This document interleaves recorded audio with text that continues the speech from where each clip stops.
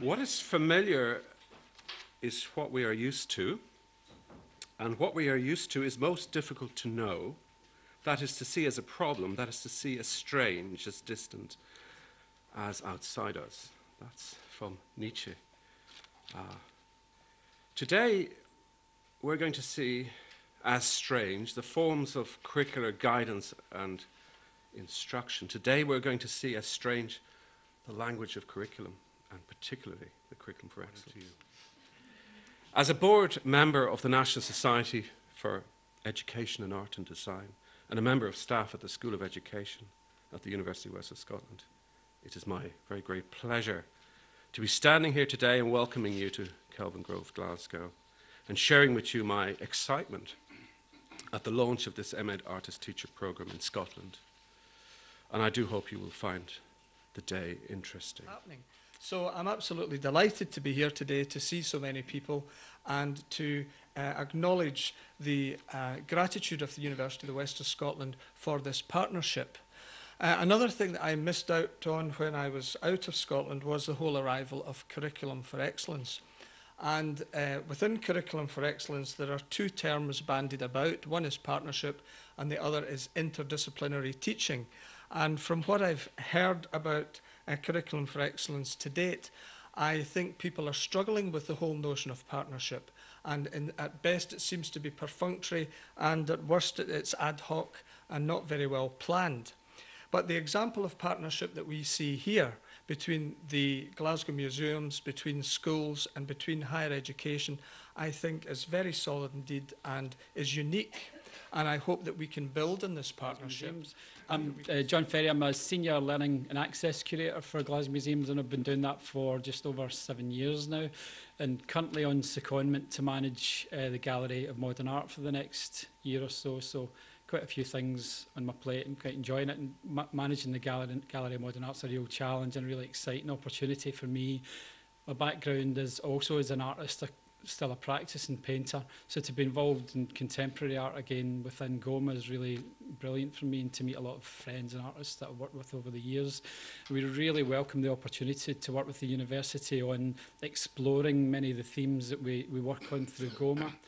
As a Caribbean person, that's to say a British subject of African Caribbean cultural heritage, I feel particularly well qualified to be dealing with the issue of mixed or nuanced cultural identity. And basically that's what I'm going to be dealing with today, and its implications for teaching and learning in artist-teacher schemes and even in primary schools, right across phases. Forgive me for saying uneven primary schools. Art education at this juncture in our history, indeed education as a whole, faces the challenge of creating a context for teaching and learning that places at the center students from different traditions and heritages, placing them at the center of teaching and learning. Handmade, hand-knit top. That's right. Something as trivial as that. Obviously, it might be loaded in his context, his social context, maybe from a very impoverished background. His mum couldn't afford to buy a top, so she made one. So they despise him because he's poor. We don't know what's going on, but from my perspective, looking outside the image, it's trivial. And I think this is a very powerful image because it gets you to think about, well, why do we exclude? How can we justify? I'm going to deliver this talk using my sketchbook as a vehicle for discussion. And these sketches were done from memory, from experience. One or two of them were done from observation, but essentially they were done from memory, and they were done to record my process as I engage with an artist teacher MA. I did that, must have been, 5 or 6 years ago now? So I know there's nobody here who's anywhere near my age, but it is a sense of, you're never too old to engage with something like this. Don't feel that you've got to a certain point and you think, oh, it's not for me. There's always a space for you in there. Nonetheless. And here you can see that I'm my wife. This is my good lady wife here. I'm a daughter, Frances. I'm a third grandchild. in hospital, and I have to say that he was born shortly after I completed the essay. Now, whether he knew and waited, or whether it was just pure coincidence, I don't really know, but the two events coincided very well together. Gillian Bolton argues, we do not practice with one part of ourselves and live a personal life with another. All of the elements of ourselves are each part of the other. Practice is dynamic as lived experience is dynamic. And all of these experiences that we have all contribute to the person that we are and the art that we do. Basically, this presentation is just going to be a piece of history of art education, pure and simple. But it's interesting. I mean, it feels like water under the bridge for me because I did this over 20 years ago, and I was actually researching something which I'd experienced 20 years before. So it's going back to the 1950s and 1960s. But there seems to be a kind of resurgence of interest recently with the Henry Moore Institute in Leeds putting an exhibition on of basically the Newcastle branch of the basic design movement rather than the Leeds, which was equally as important.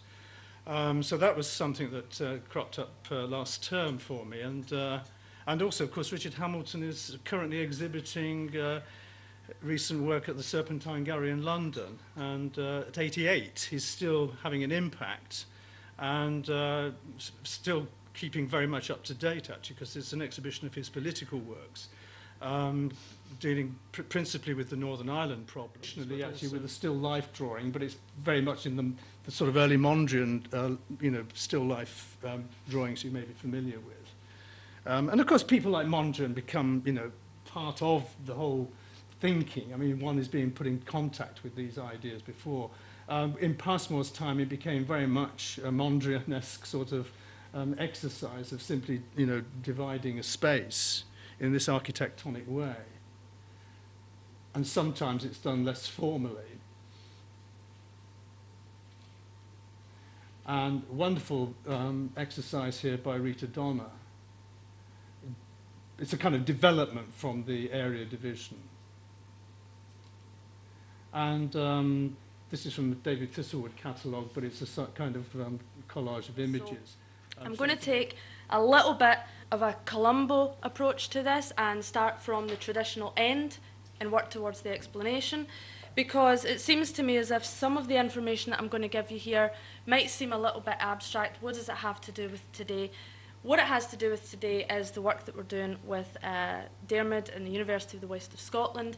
Essentially, what we are doing is we are making the students, not making, but, getting the students to look at objects, start off with a story, start off with a theme, start off with something you're passionate about, and then build objects around that, tie in objects, take a multidisciplinary approach, look at objects from human history, from natural history, from art, from transport and technology. Those are the areas that we look at here at Glasgow Museums, and really try to tie those things into a common story.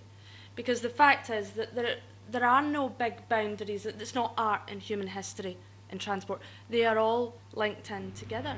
So once there's Peter Bruegel's Triumph of Death, which is the kind of memento mori par excellence. Here's some details from it.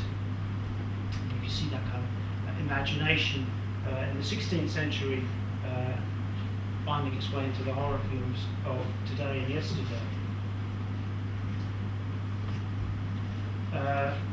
This is Salvatore Rosa, the Italian painter. He did lots of kind of wild, romantic landscapes and a few of these kinds of pictures too.